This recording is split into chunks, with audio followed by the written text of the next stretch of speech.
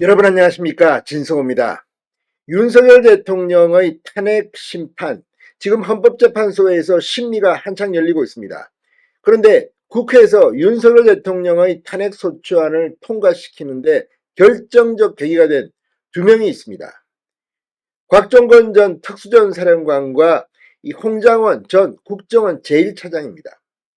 국회의원을 끄집어내라. 또 이재명, 한동훈, 우원식을 체포해라는 메모, 이런 것들이 국민들을 상당히 충격을 줬습니다. 그런데 헌법재판소의 윤 대통령 재판에서 이게 지금 무너지기 시작했습니다. 일단 국회의원을 끄집어내라, 그런 발언을 한 적이 없다는 겁니다. 그러니까 국회의원이라는 말을 들은 적이 없다고 곽종건 전 사령관도 말합니다. 또 홍장원의 메모, 윤탄핵 소추를 촉발시킨 이 메모, 어제 헌법재판소에서 신빙성 논란이 일었습니다. 결과적으로 이 메모는 현장에서 홍장원이 한 메모가 아니라 그 뒤에 보좌관이 제작성한 메모라는 겁니다.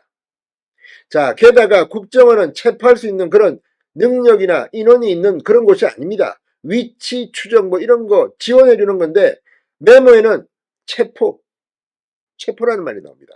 그래서 국정원의 간부가 왜 윤 대통령이 이재명, 한동훈, 우원식을 콕 찍어서 체포 지시를 냈을까? 이런 의문들이 나왔습니다. 실제 한동훈 전 국민의힘 대표도 윤 대통령을 만나서 나를 체포하라고 했어요? 물었다는 겁니다.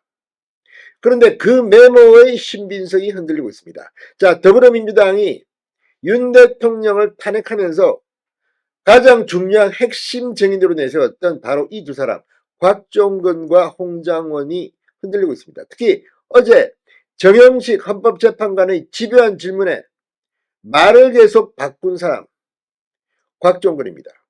그리고 홍장원 역시 정영식 재판관의 질문에 넘어갔는데 이게 조선일보의 후속 취재를 통해서 더 놀라운 사실이 드러났습니다. 뭘까요? 이재명 대표 지금 조기 대통령 선거 운운하고 있는데 없을지도 모릅니다. 윤 대통령이 복귀할 가능성이 높아지고 있습니다. 진성호의 융단 폭격 시작합니다. 헌법재판소, 더불어민주당 융단 폭격합니다.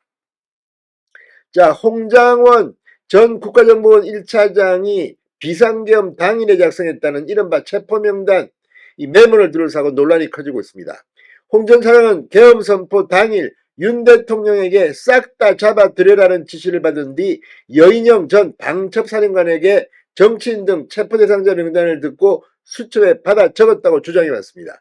그런데 홍 전 차장은 지난 4일 윤 대통령 탄핵심판 5차 변론에서 이 메모는 자기 보좌관이 옮겨 적은 것의 일부 내용을 자필로 추가한 것이라고 고백했습니다. 사실상 제작성된 메모라는 겁니다.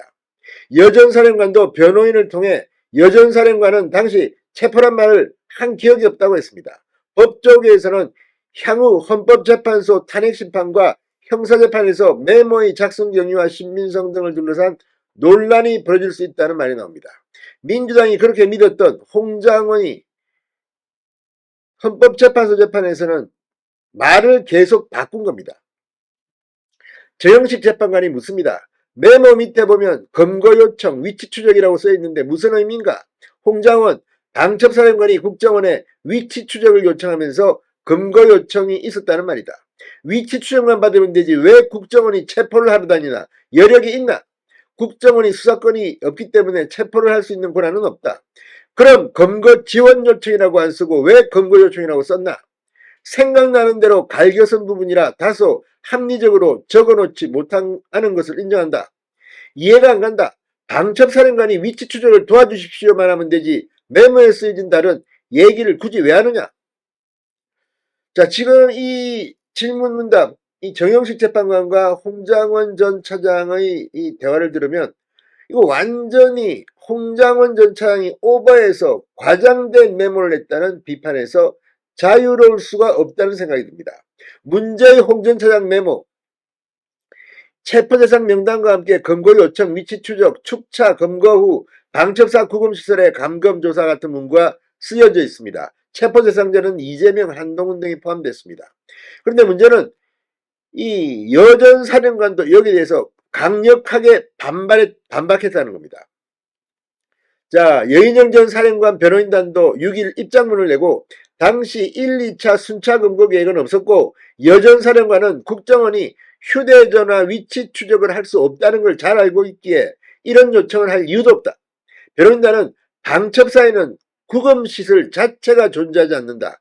홍 전 차장은 여 전 사령관이 경찰과 국회 봉쇄를 하고 있는데 라고 언급했다고 하며 방첩사 요원이 국회에 나가 있다는 취지로 증언하였으나 방첩사 병력이 국회로 최초 출발한 시각은 12월 4일 0시 25분이었고 평균 1시로 여 전 사령관이 2시간 후에 벌어질 일을 홍 전 차장에게 미리 말했다는 건 상식적으로 말이 안 된다고 말했습니다. 그러니까 홍장원 전 차장이 사기를 친 게 아닌가 심히 의심이 되는 부분입니다. 그러니까 홍장원이 이렇게 헌법재판소에서 발언을 헛득 뒤집듯이 뒤집으면서 이게 지금까지 알려진 것과는 상당히 오염된 발언이었다는 것이 드러난 셈입니다.